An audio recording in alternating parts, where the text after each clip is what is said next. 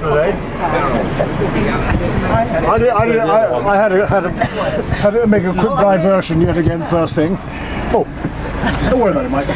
First thing, and then the other thing when we got down here for the coach, I know some of you didn't see it, but I'll just mention it again so that Alistair gets it on his film. This chap with a beard and shorts came up and said, "Is this the tour?" And in my polite way, wasn't I, John? Yes. I was polite, wasn't I? Well, that makes it change. Yeah. I said no. Go away. 4-1 Commando, and he realised he was not there, and he disappeared. And anyway, what have we got on for today? Well, I do wish to make an emphasis that I am not going to be the main speaker in today. I expect you gentlemen, who know quite a lot about this, to chip in, say whatever you have to say, and I'll be asking for anybody with other opinions on what happened to help me out. And, I'll give you the bones, and I can also bring in some detail as well at a subsequent time. We're going into Salerno. When Linda and I went there on Sunday to go to the museum to see it for the first time, it's only just been established, a man called Signor Scotti, who is a journalist, and he has been an advocate of having the memory of September commemorated, together with a professor, whose name I can't pronounce, a retired professor from the University of Salerno, which is a big university. And as Linda mentioned, Salerno is a very ancient town of learning. It had a medical school for over 1,000 years. One of the first medical schools ever was here. So the University of Salerno is actually quite a prestigious place. Anyway, Signor... Been walking around a splendid museum inside, which I didn't bother to film, but outside is also interesting. A Sherman tank, a wagon that was used to transport Jews, which is being kept as a monument to them. And then round the corner, many more of the visiting team chatting away, trying to sort out in their minds what had been going on.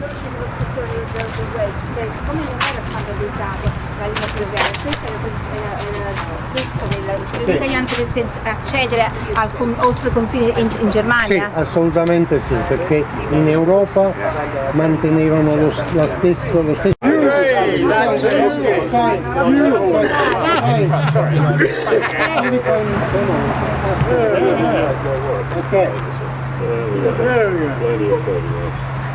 But if that doesn't make it, I don't know what.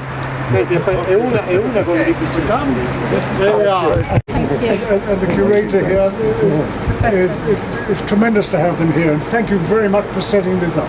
Thank you. Thank you very much. Thank you.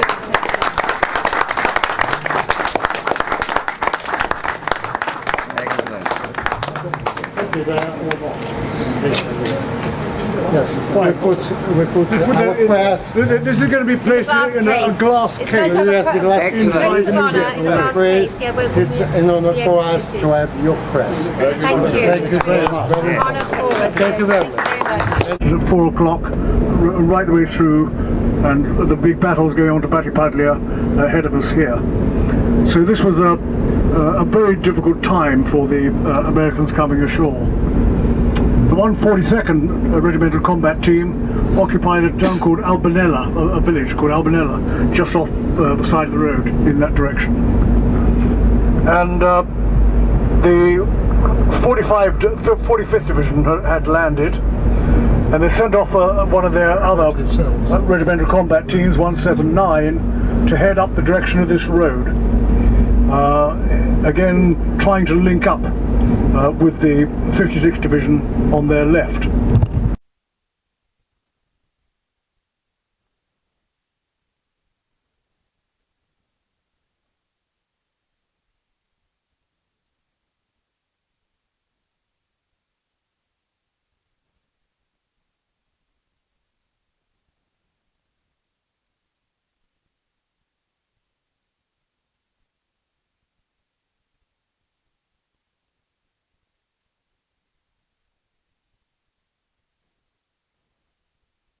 Well, this is day 3. We're in the American sector, Salerno. Bit of a fetch here. Panning the camera around, these the beaches where the Americans landed.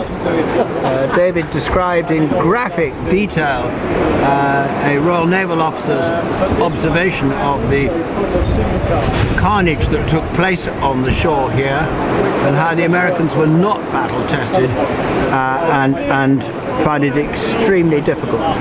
In the end, ships like Warspite, with their heavy artillery, was able to help the Americans get off the beach. We've just been sitting around for some coffee, and now we're off for the next detail. He's on morphine galore.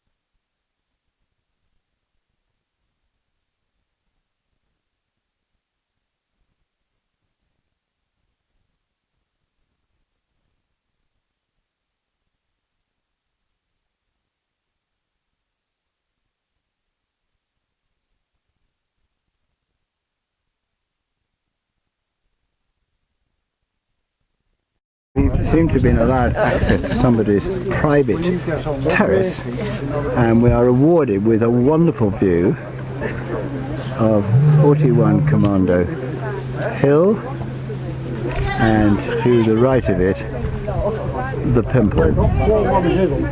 Exactly what happened to those two hills, no doubt, we'll find out later. And to put it into perspective, down below and in the distance we can see Salerno. What I do know is that whatever took place on this hill took place more than 5 days after the landing, which of course was Dragonera and Liberatore. It said before that the commando which moved back to Vietri was a sadly depleted unit, having lost over 1/3 of its effective strength. 33 had been killed, 70, including 8 officers, had been wounded and evacuated. There were also a number of men missing. Fortuitously, 48 reinforcements arrived that day, but even this substantial influx brought the total complement of the commando up to no more than 13 officers and 320 other ranks. Even this brief respite was to end. In the late morning, the American TCVs arrived to transport the commando to a threatened sector of the front to the east of Salerno, that is this area. After a short trip through a completely deserted ghost town, the unit debussed in the foothills north of Mercatello, some 5 miles from Vietri, and we went past that this morning, and proceeded inland on foot. Initially, it was understood that lay force was being held in reserve, so the men spent the remainder of a hot afternoon digging sleeping holes for the night, with one eye continually on the lookout for the ration truck, which never arrived. Then, late in the afternoon, came a change of orders. Now there's a surprise. The commando was called from its digging to proceed immediately to put in an attack, and within a very few minutes the approach march was underway. During the previous night, the 14th, 15th of September, the Hampshire Regiment had been ousted from the Govey Hills. An arc of 4 prominences to the north of a small village known to the British as Pigoletti. We now know it is Pigoletti. As these hills provided strategic observation points, which we've seen on the way up, affording wide views over the battlefield area, both towards Salerno and also in the south in the direction of the main landing area around Battipaglia. As it has been called, Brigadier Laycock was first visited by the GOC, General Alexander, then by the Corps Commander, General McCreary, both of whom gave instructions that all ranks were to be congratulated on the magnificent part they had played in the operation. The Brigadier added his own, as Brigadier Laycock, added his own message of appreciation. In that same vein, before Captain Wilkinson led them... Oi! Oi!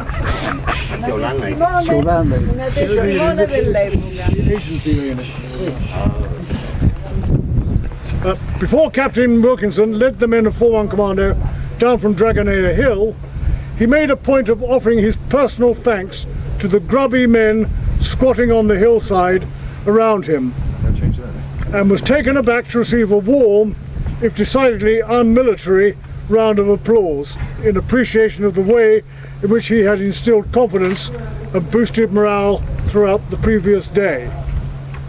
And I'll skip the rest. This is lunchtime on day 3, and we're just going to sample the food here. What is this, John? Pat, what's your food called?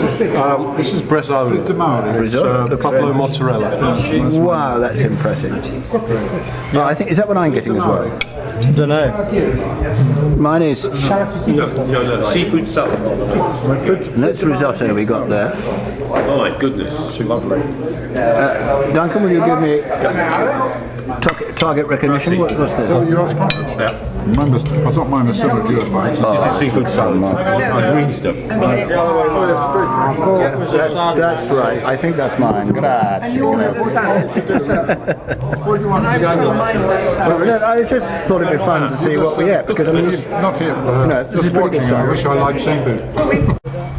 This is the tobacco factory where fierce fighting took place, ding dong, between the Germans and the Americans. Sometimes the Germans were in possession, driven back by the Americans, and sometimes the other way around. In the end, the Americans prevailed, not least with the help of naval gunfire support. A tobacco factory. Mussolini did a lot of good things, actually, for the Italian people. He was also a bloody tyrant, and the fascists really fought them. But he helped the cooperatives of the small farmers here, because he came from a small farming family himself in the north of Italy. So he did a lot of work here, and also further up in Latina, draining the marshes, because malaria, as I mentioned earlier, was a huge problem, health problem. And the fact you get mozzarella di bufala here is because of the marshy area. And if some of you might remember Silvano Magnani, was it, in a film called Bitter Rice? She was in, a great picture of her. It was terribly sexy at the time, I remember, with her legs up in water and her skirt up here. Silvano Magnani, I remember the picture. Yeah, remember the picture? I can imagine. We remember when we were young and ogling. Yes. Anyway, what he did was to drain the marshes, and when they started growing rice here, because it was obviously good ground for it, flooding ground, they brought the East Indian water buffalo here, and the buffalo's milk is very rich. And so that both here and in Latina, which were marshy areas, they started at 2130, the 157th, under Colonel Preston Murphy, there's a good name, occupied the St. Cecilia junction where we just crossed, and within 500 yards of the tobacco factory. The 179 RCT advanced to the River Calore, which is off to our right. And the 2-179 crossed the river by a burned bridge, but it was stopped by more Germans of 79th Panzers Grenadiers that had come in from Persona.